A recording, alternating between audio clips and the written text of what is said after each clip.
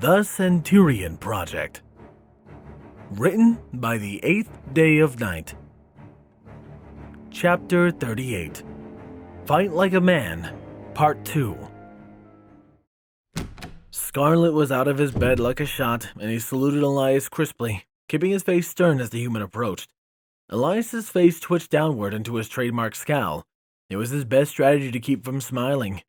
Elias stopped before the Pegasus and looked him up and down. Has Dr. Scalpel given you a clean bill of health yet? Scarlet's happy posture drooped slightly. Not fully. He still wants to wait a week to make sure the venom's passed, but I know it has.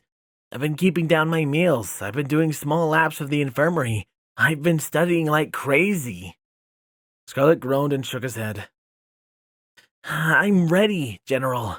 I need to start training with the other recruits or I'm going to get too far behind. I saw them running formation drills today.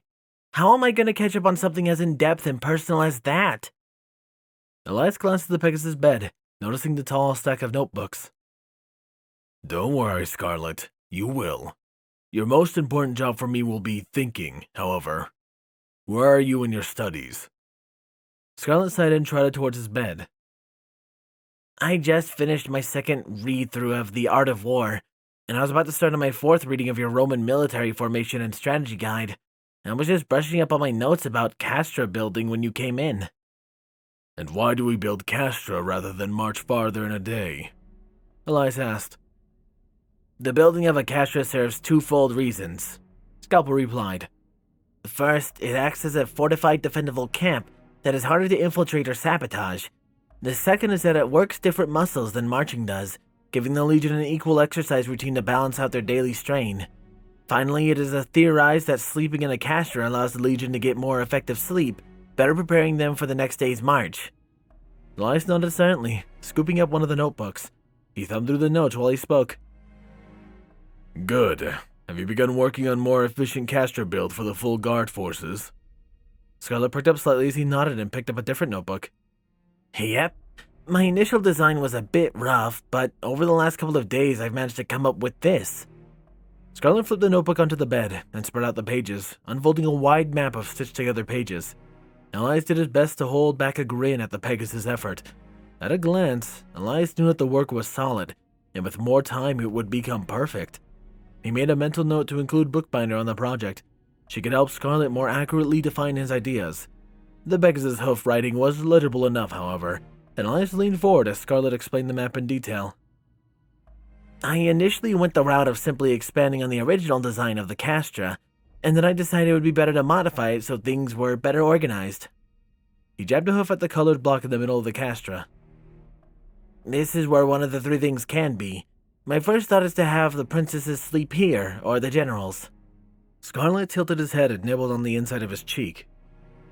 Or this could be where all the planning meetings are held. If we are worried about spies and such, we don't want the command tent to be where somebody can slip in to listen. We want it to where it's easy to find for all the guards, and hard to get to for the enemy.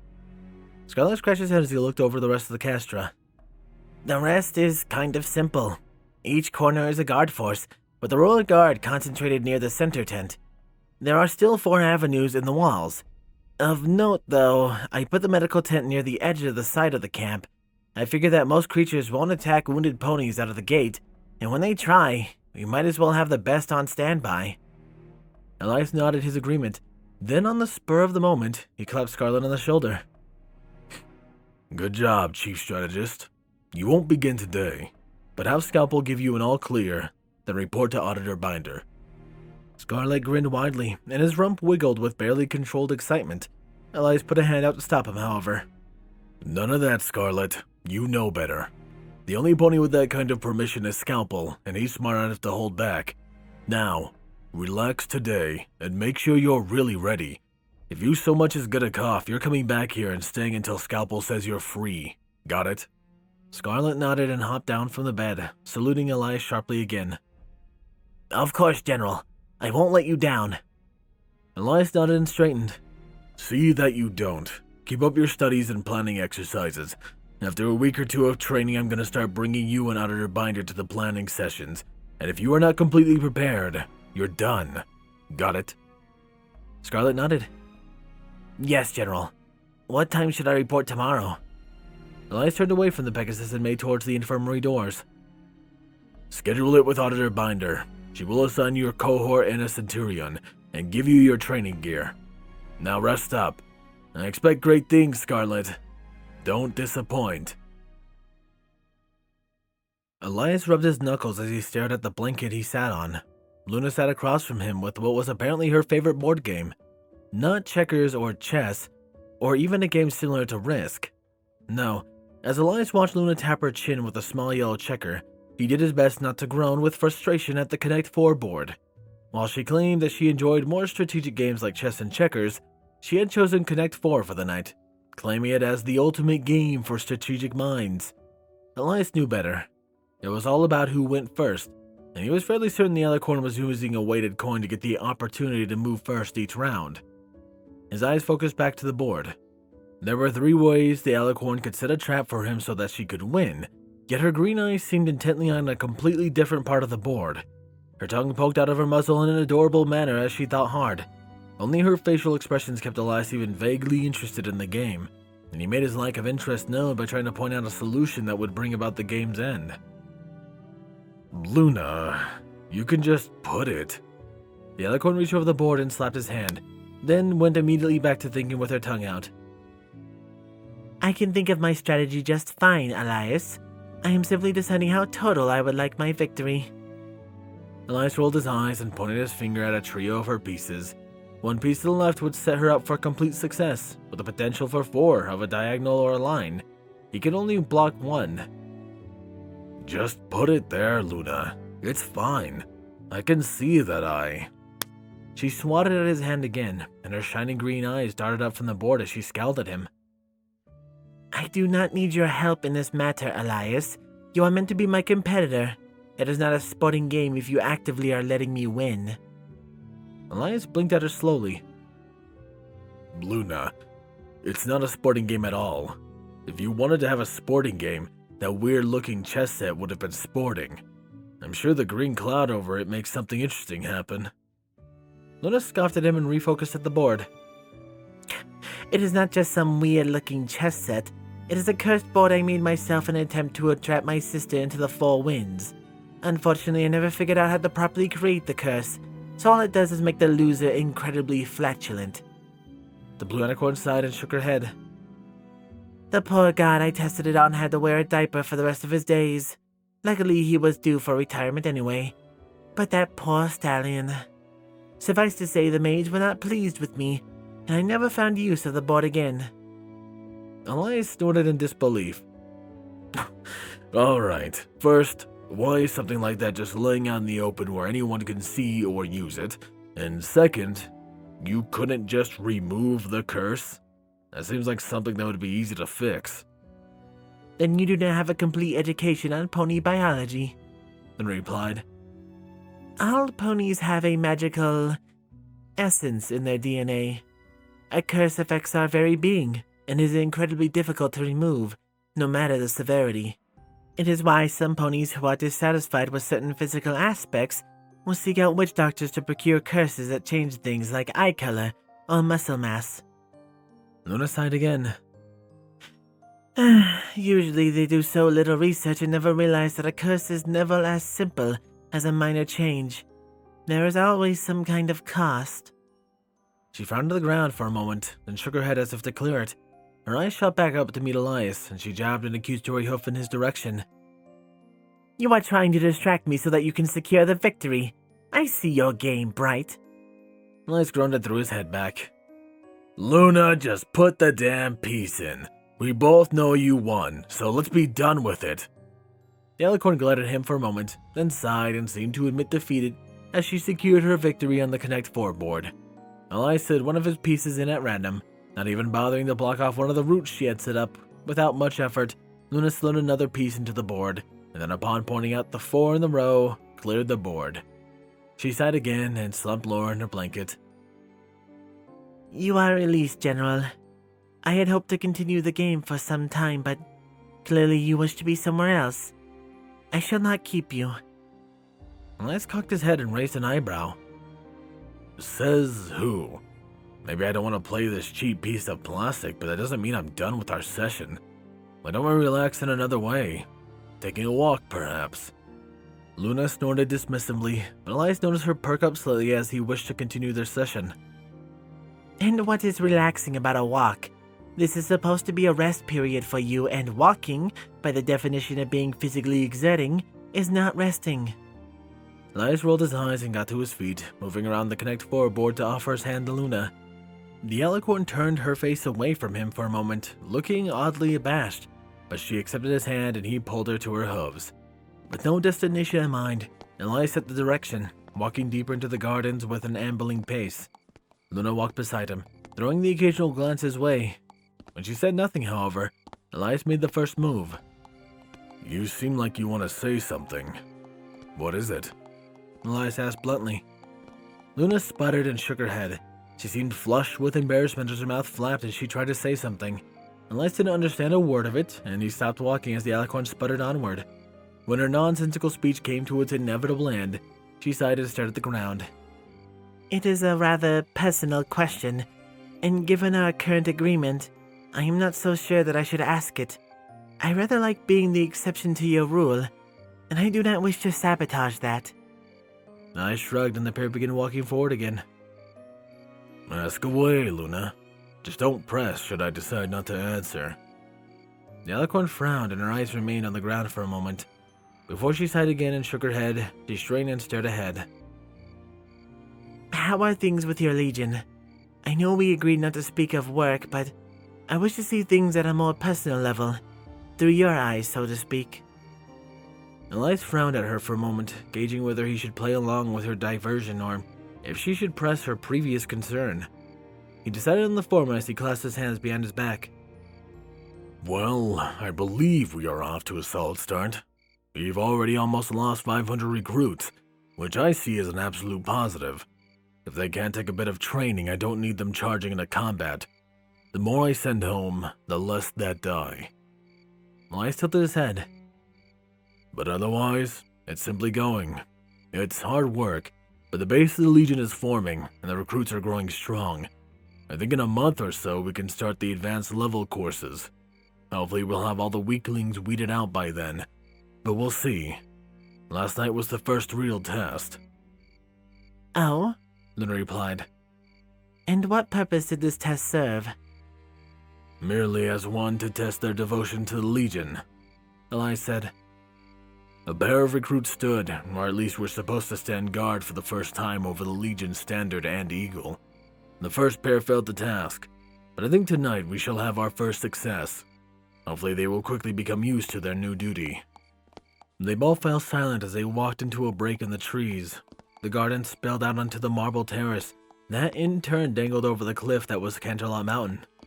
Elias made his way to the railing and leaned upon it, looking around with lazy eyes. The moon sat high in the sky, surrounded by a small sea of stars. Elias took a deep breath of the cooling night air and glanced at Luna. The alicorn stared up with a neutral expression on her face. The light of the moon seemed to accent her face perfectly, outlining the curve of her chin with its white light. Her fur looked positively pristine, and Elias almost wished he could reach out and run his fingers through it, just to get the feeling. Elias felt a small grin creep across his face as he stared at the pretty alicorn. Then his eyes were staring down, looking for anything else to look at. What the fuck was wrong with him? Why was he thinking of Luna like that? Yes, she was an attractive mare, and he had more than come to terms with the fact that he could and did find mares attractive. But he shouldn't be thinking about that. Not with her, at least. On top of that point, he was staring at her. What would have happened if she had caught him? Elias felt his anger well up in his mind as he stared down and did a thorough search through his thoughts, looking for the source of the strange feelings he was getting. It was like his fight-or-flight response was ramping up and cooling down at the same time. His stomach did a small flip as he felt a hoof brush his shoulder. He looked up to find Luna extremely close. Her eyes seemed to bore into his as she tilted her head and stared at him with a look of concern. Elias, is something amiss? He shook his head and stared back out over the railing. Nothing at all, he said quickly. Just thinking. Why?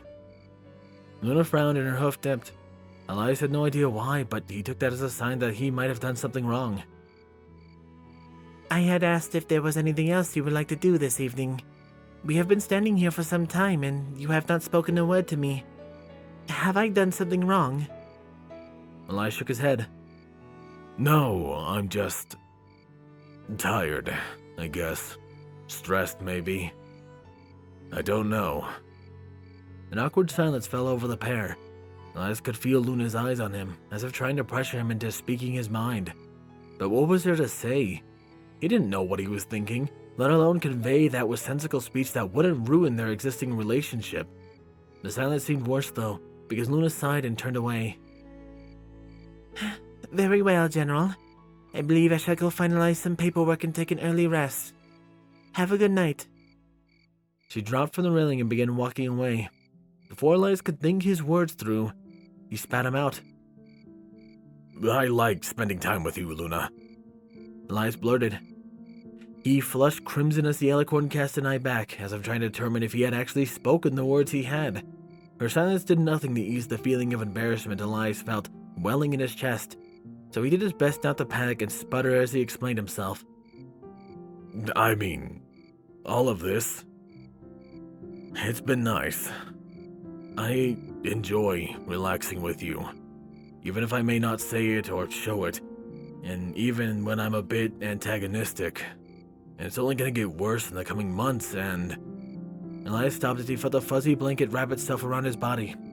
He blinked and realized quickly that he was staring into a wall of that wonderful blue fur, as Luna gave him a light yet firm hug. It didn't last long, and as Luna pulled away, she smiled and winked. Thank you for your kind words, Elias. I too enjoy our time together. She looked to the sky again. I know you have a trouble expressing the softer side of your personality, and with your position, you have been actively suppressing it, with good reason, of course, she added. Even I can admit that, but you need not fear it.